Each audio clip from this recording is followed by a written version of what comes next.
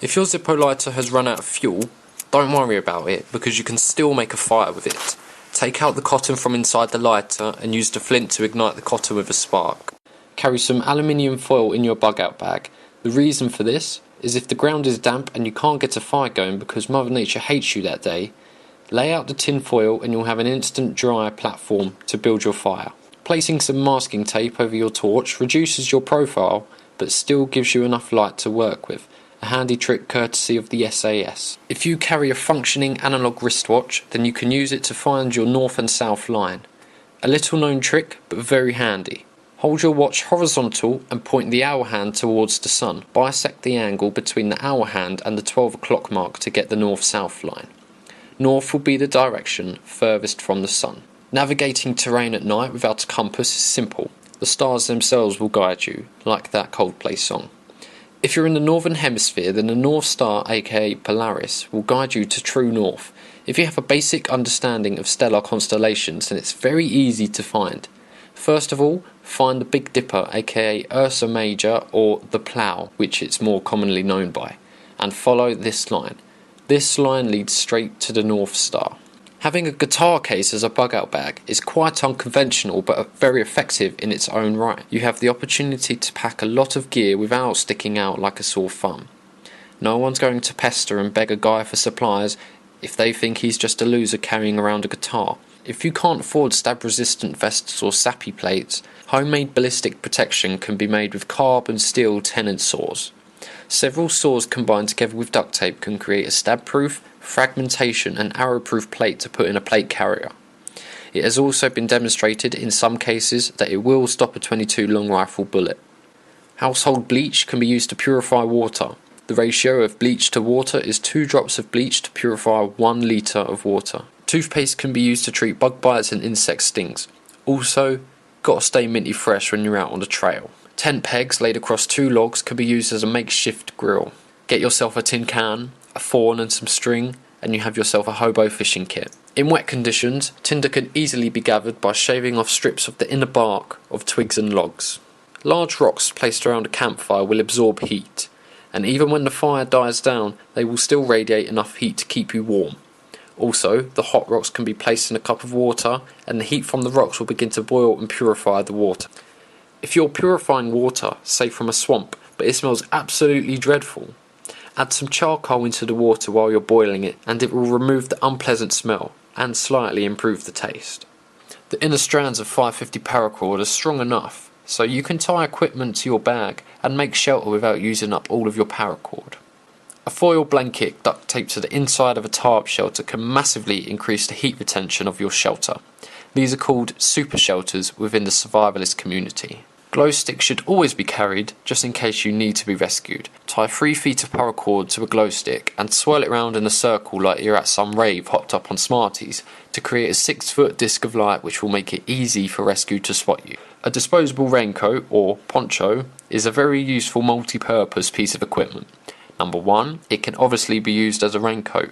2, it can be manipulated to make a makeshift shelter. 3, it can be used to create a solar still to gather and purify seawater. And 4, it can collect rainwater for drinking. But I heard that's illegal in some states in America, so unlucky. Don't rely on boiling water alone as your method of purifying water, as you may not always have the luxury of a fire. Pack water purification tablets. Barbed wire can be turned into makeshift fishing hooks. If you happen to carry pliers with wire cutters in your kit, then simply snip off the barbed wire and fashion it into a hook and attach some paracord. Never, under any circumstances, use untreated water to clean wounds. It's common sense, but I've seen a lot of people wash their wounds in a river. Also, don't submerge your hands in water if you have any cuts or lacerations. Animal entrails that you would usually throw away should be kept to use as bait for fishing, traps and snares. Always process your game far away from your camp, as you don't want bears or other predatory animals picking up the scent and sniffing around your camp looking for the animal carcass. If you are stung by stinging nettles, remember that the stinging sensation is caused by the needles injecting an acid into you. Combat this by spitting on the area immediately and scrubbing it hard with a piece of clothing to get the acid off and out. Don't waste time and valuable energy by chopping up logs with an axe or a machete. Just give them a swift kick and snap them in half by force. You are not making furniture, it does not have to be perfect. You may think you're king of the jungle, but you can't always prevent yourself from falling down a rabbit hole or scraping your arm on a tree branch. Pack a first aid kit. Don't forget to include important documents in your bug out bag. Birth certificates, insurance details, medical records, etc, etc. Remember to pack a modest amount of cash in your bug out bag. McDonald's and Burger King will surely still be open in America, despite all hell breaking loose. When setting up shelter, you need to keep off the ground. Laying on the ground is going to suck all the heat out of you and you'll end up freezing your bollocks off. Laying on a ground sheet or a poncho isn't enough, I'm afraid. You need to elevate yourself off the ground. You can either make a platform out of logs or gather up a bunch of leaves and weeds and create yourself a soft padded raised bed. Or you can use both the logs and the leaves in combination for maximum effectiveness. Alternatively, a hammock will save you all the trouble. When packing your rucksack, always put the light stuff on the bottom and the heavy stuff on top to maintain your centre of gravity. Set the rucksack up so it sits as high up on your back as possible, and don't forget to tighten the straps up like a motherfucker. If you're planning to move a lot around while outside, you should wear less clothing than you think you actually need. As long as you stay in continuous motion and keep your head, hands and feet covered and dry, you can drop nearly all of your extra layers and still be comfortable. The key is to avoid sweating in cold weather, as your clothes will get damp, your clothing will lose its insulating qualities and you risk hypothermia. Not the nicest thing to have. Always carry a pack of cigarettes, even if you don't smoke. Offering people cigarettes can help you make friends or calm people down if they're suffering from stress or nicotine withdrawal. Smoke is a natural insect repellent. If you have a fire going, then wave your jacket, your trousers, your sleeping bag, your poncho, etc. around in the smoke to keep the mosquitoes and ants from eating you alive. Also, fire is a natural predator repellent. It will stop a bear from stealing your bag and your girlfriend in the night. Always pack spare socks, at least 2 extra pairs. Socks can be used to filter the dirt out of water, keep animal guts suspended in a tree, and of course prevent you from getting trench foot and blisters. If you do get a blister, thread a needle with some string or one in the strand of 550 paracord, drain the blister with the needle and put the thread through the blister so it runs straight through. The 2 holes you created allow the blister to drain and the thread keeps the holes open and sucks up any excess moisture. With this method, your blisters will heal faster. If you feel you're getting a blister, or what is commonly known as the hot spot, take a big piece of duct tape and slap it right over the area. The tape will eliminate the friction and stop blisters from forming. The chewing gum in MREs contains xylitol, which has a mild laxative effect. Trust me, you'll need that after consuming an MRE. Don't discard it.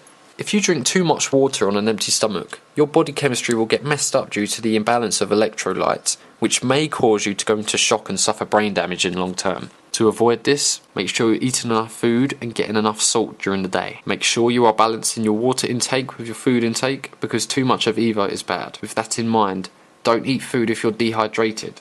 The food will soak up whatever water is left and it will just dehydrate you further to the point where it could be fatal. It's very important to know how to make the SOS signal, both in sound and in light. SOS looks like this: ... The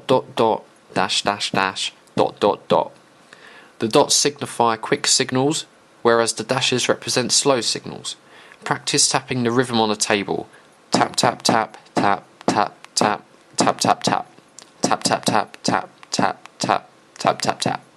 It may seem tempting to set your camp right up next to a body of water, but it's a bad idea, since bugs that hover over the water will eat you alive in the night, especially if you're set up next to stagnant water. Set up camp on elevated ground a modest distance away from water sources. Raising both arms up in the Y position and moving them erratically up and down is the international distress signal. If your signal fire has caught the attention of rescue services, make sure to use this signal. If you don't, you run the risk of the helicopter pilot just assuming that you're an ordinary camper just chilling, or a douchebag starting a forest fire. Depending on your global position, it can be confusing to translate kilometres into miles off the top of your head. A very simple way to make this translation is to divide the amount of kilometres in half, then add the first digit of the kilometre. This will give you a close estimation. For example, 50 kilometres divided by 2 equals 25, plus 5 equals 30 miles. 50 kilometres equals 31 miles. Very close indeed. Tobacco decreases stamina by limiting blood and oxygen to the brain. It also interferes with healing and blood clotting by destroying the platelets in your blood. Nicotine limits blood and oxygen flow to extremities, which makes it more likely to catch frostbite.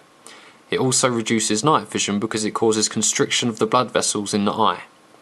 It also inhibits marksmanship because nicotine causes fine muscle tremors, which reduces stability and weapon accuracy. This isn't anti-smoking propaganda, as I'm a smoker myself, but it's good to take into consideration. If you see an animal drinking from a lake, that does not mean that the water is safe for you to drink. Most animals are able to eat and drink something which may be harmful to humans. If you happen to end up stranded on a tropical island, only drink the milk from green coconuts rather than mature, ripe coconuts, because the milk from a mature, ripe coconut contains an oil that acts like a laxative. Diarrhea is not something you want when you're dehydrated. Carry some tin foil in your bug out kit. That way, if you lose your canteen, then you can shape the tin foil into a bowl or cup, and you'll be able to fill it with a bit of water and lay it beside a fire to boil it, or you can drop some water purification tablets in it. And that's all I've got. If you know of any more handy survival related tips and tricks, then please leave them in the comments below so that we all may reach enlightenment. Thanks for watching. Good luck in your adventures.